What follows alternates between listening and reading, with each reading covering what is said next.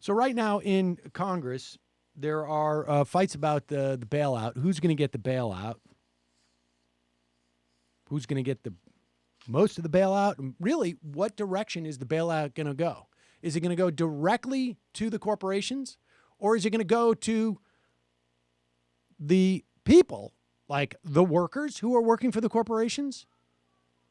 Or is it going to go to people who buy products from the corporations, use services of the corporations, and they'll pay the corporations? And if we're going to give money, and we talked about this yesterday, about how, airlines are like utilities. Okay, let's regulate them like utilities.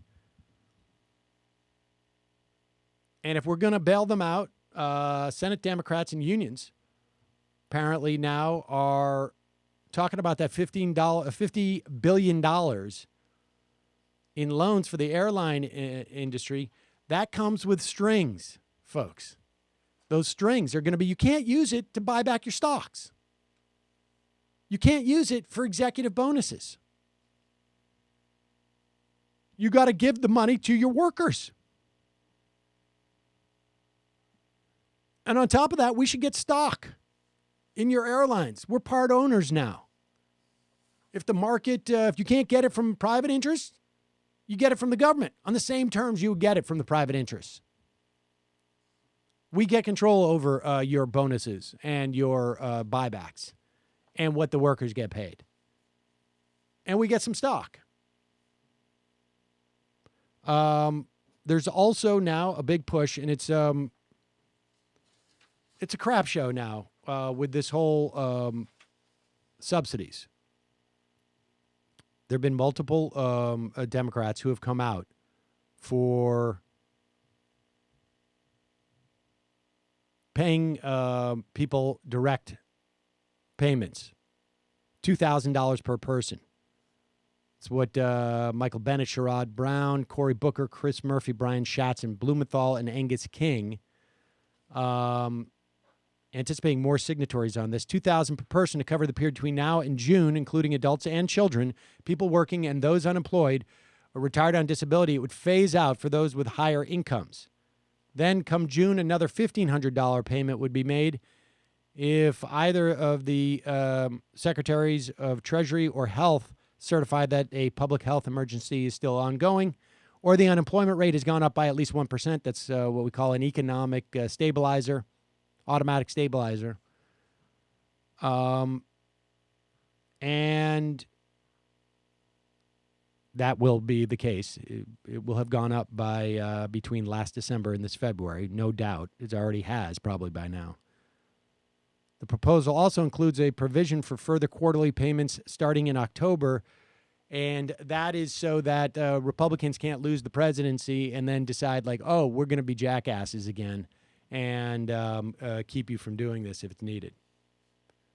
However, Chuck Schumer and Nancy Pelosi are out there saying we shouldn't do that. We should just expand unemployment benefits for people who are not working.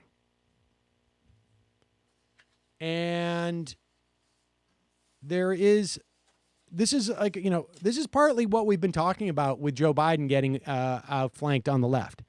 There is actually getting outflanked in terms of what you're doing for people, and there's getting outflanked in terms of the way rhetorically people receive this message and the politics of it, the sort of the veneer politics of it.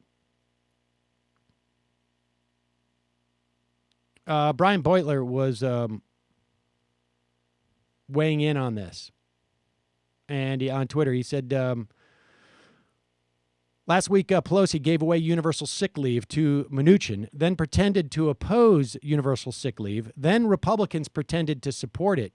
And then she promised to expand sick leave in the next bill. All of that actually happened, he writes. In other words, there's some gamesmanship here. And it's a game that's actually being played between the two of them. It's not even to outfox each other. Schumer and Pelosi say we're not for direct payments because they know that's already happening.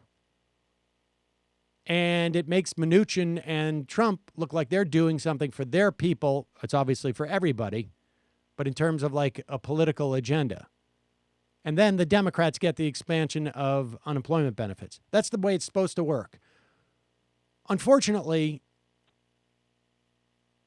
what comes across is that Democrats are not supporting these direct payments. And the reason why they do this is because they're afraid that it's going to be perceived in this environment as being too loose with the pocketbook, I guess. It's absurd. Again, these people, they have such tin ears when it comes to the way that politics are received outside of Washington, D.C. It's shocking. It's just shocking. I don't know where this lands in terms of what will be done.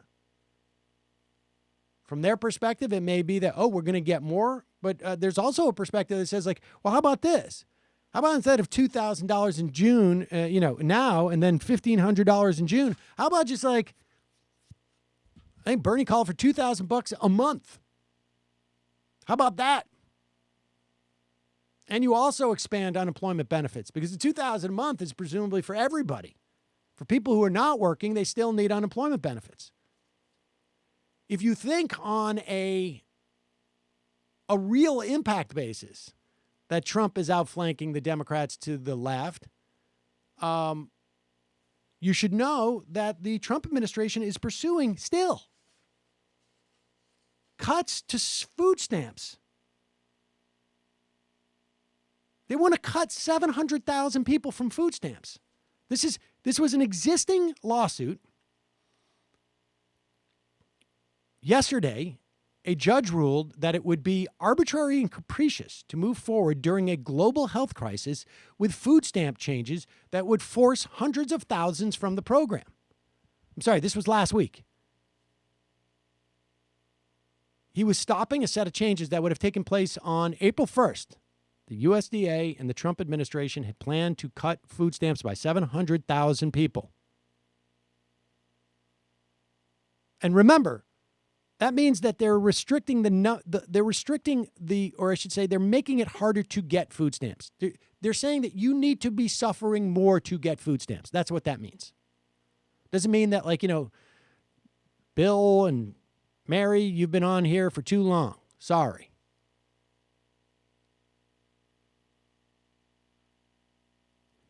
And the Agriculture Department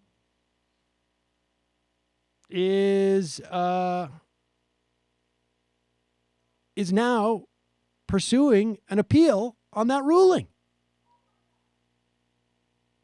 Today, they announced it. Yesterday. We want to cut people from food stamps. We're going to devote energy now to appealing a ruling that says we should not be cutting food stamps at this time during a pandemic. That is not more progressive than what the Democrats are doing.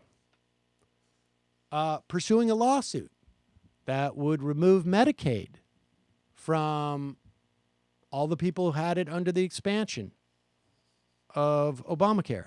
Not more progressive. However, when Chuck Schumer's on the floor saying, no payments, direct payments, Nancy Pelosi is in the news saying no direct payments. They may think they're being clever. But and we'll see where it lands. But we know what the ceiling is going to be for these payments now, right? I mean, we don't know what they're going to be, but we know what the ceiling is, at least in the first tranche. Because no one has come out with anything that's been more significant. And we're just not going to happen that way. Dumb politics, if you ask my opinion.